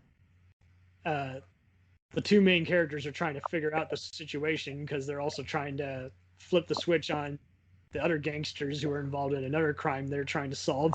And they're also trying to ward off the police, but it's too late. The other main patrol cops have gotten here and are about to stop this situation, and they hear a gunshot, and Lou has just, killed himself because that is literally his only escape. He's like, if I go to prison, I'm going to get killed or shanked or injured or wish I was dead.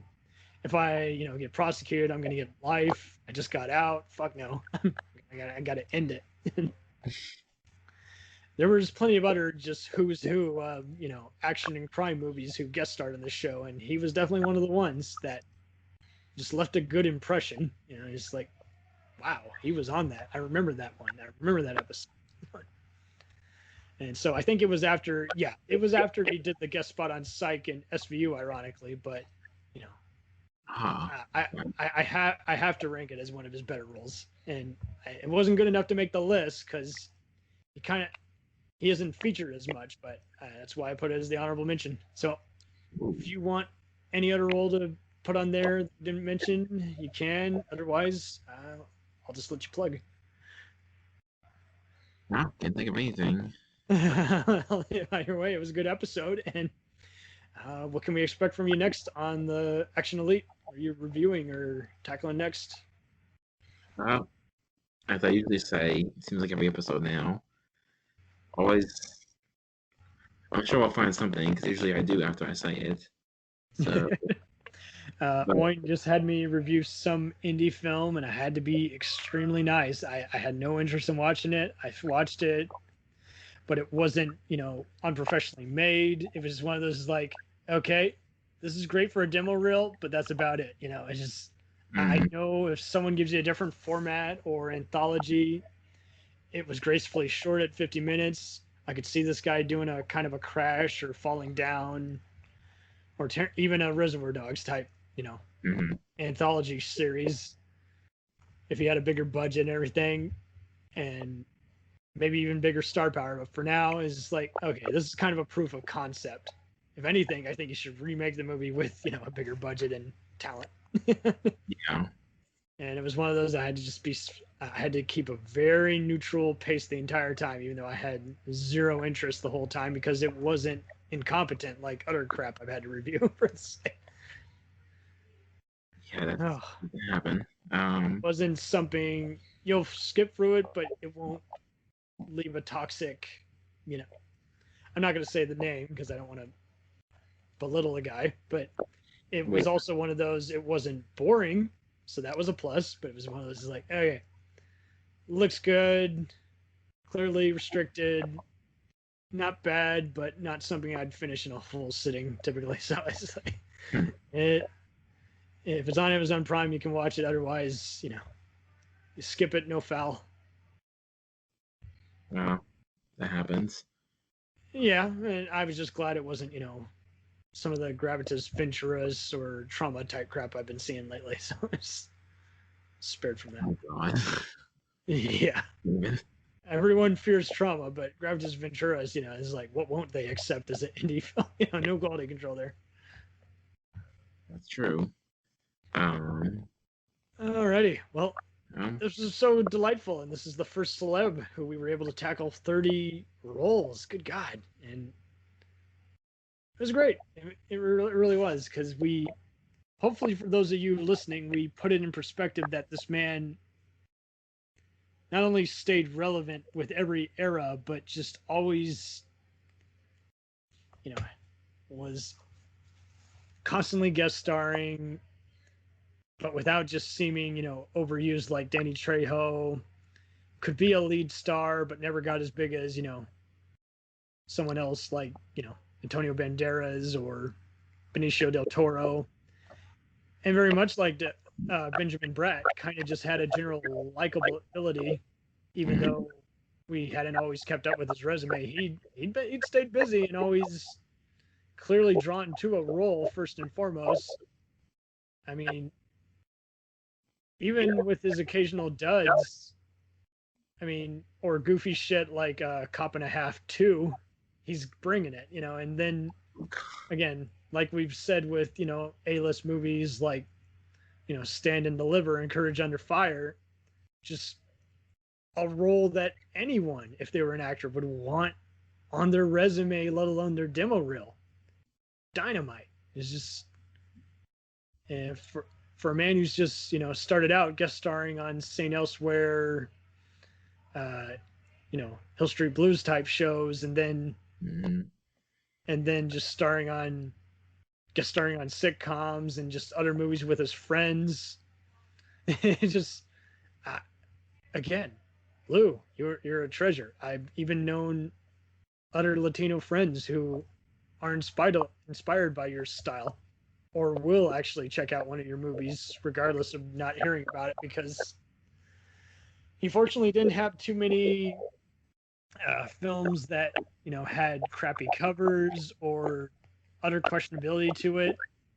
He just was always in some kind of benefit of the doubt, so to speak. He'd be in a movie with some other all-star cast, so like CBS All Access, which I'm going to renew my subscription soon, had an obscure movie he was in I'd always heard of. It had an all-star cast including Amy Irving, Robert Duvall, and Andy Garcia. But I'd never seen it, and it was one of those, I saw it, didn't leave an impression on me. But that's just a perfect example of he just was always, I guess you could say like Jimmy Smits, had a general likability, and able to, due to his mixed heritage, able to, kind of like even Andrew Divoff, who he guest starred, you mentioned Extreme Justice and hinted at another movie they were in together. Able to play different roles and ethnicities, able to do accents, able to do even just all these different kinds of emotions, and very comfortable in the zone, being dramatic or comedic, whether he's holding a gun or downing some liquor and being a smartass. He's just, you just know he is just gonna, he's not gonna be even the same character in frame 1 by frame 10, let alone by frame 50.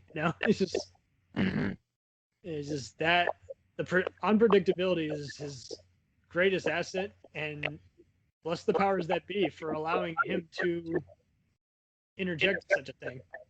And I've never heard a single bad thing about him. The most you can find is he did speeding or he got in a dispute with some girlfriend, but that's it. Like, my pal Jeannie Acosta, who's a very talented stunt woman in her own right, was able to be a zombie extra on Fear the Walking Dead, and she ran into him because he was the guest director of the episode. Oh, wow.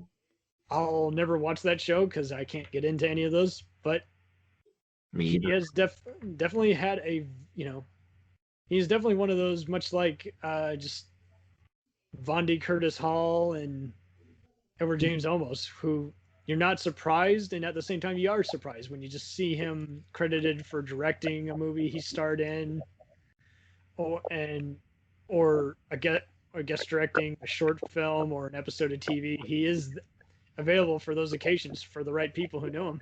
And I'm always entertained when I see a movie I haven't seen of his, because while it's not necessarily like, say, you're watching this kind of movie, like with Arnold Schwarzenegger or Hasselhoff, it's more of a just expect the unexpected, and hey, didn't expect to see him on here. Whoa, didn't expect him to play that kind of role. Whoa, episode or movie totally took a total detour in the most awesome, unexpected way. Pretty cool.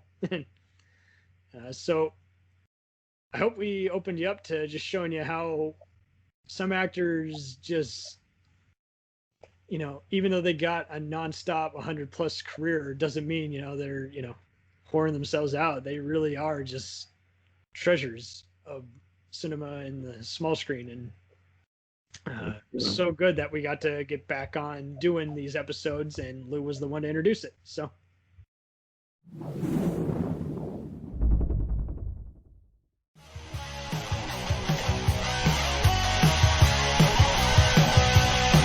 Follow us on the web on Facebook, Twitter, and Instagram. The podcast is available on Podbean, Spotify, iHeartRadio, Anchor, Apple, and anywhere else podcasts are available. Feel free to review our show and leave comments on any of those sites. Thanks a million for listening. It's a jacked up